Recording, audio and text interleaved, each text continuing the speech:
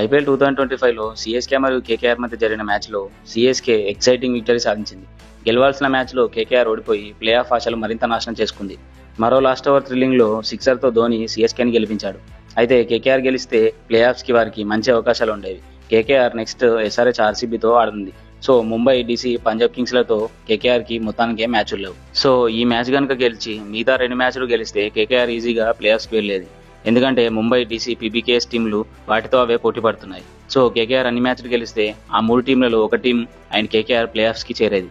ఇక ఇప్పుడు మాత్రం మిగతా 2 మ్యాచ్లు కేకేఆర్ గెలిచిన దాదాపు ప్లే ఆఫ్స్కి చేరడం అసాధ్యం. వారు 2 మ్యాచ్లు గెలిచిన 15 పాయింట్స్ మాత్రమే వస్తాయి. ఆల్రెడీ ఆర్సీబీ జీటీకి 16 పాయింట్స్తో ఉండగా పంజాబ్ కింగ్స్ 15 పాయింట్లతో ఉంది. సో కేకేఆర్ మిగతా 2 మ్యాచ్లు గెలిచిన మిగతా టీంల రిజల్ట్ మీద ఆధారపడాల్సి వస్తుంది. సో దీంతో ఈ మ్యాచ్ ఓటంతో కేకేఆర్ దాదాపు ఎలిమినేట్ అయినట్లే. ఇక ఈ మ్యాచ్ ఓడిన కేకేఆర్ డీసీ ఎంఐలకు కాస్త ఫేవర్ చేసింది. కేకేఆర్ ఓడిపోవడంతో డీసీకి ముంబై ఇండియన్స్కి ప్లే ఆఫ్స్ అవకాశాలు కొంతవరకు పెరిగాయి. అయితే ప్లే ఆఫ్స్కి క్వాలిఫై అయ్యే టాప్ 4 టీమ్స్ ఏవో కామెంట్ చేయండి. Thank you for watching.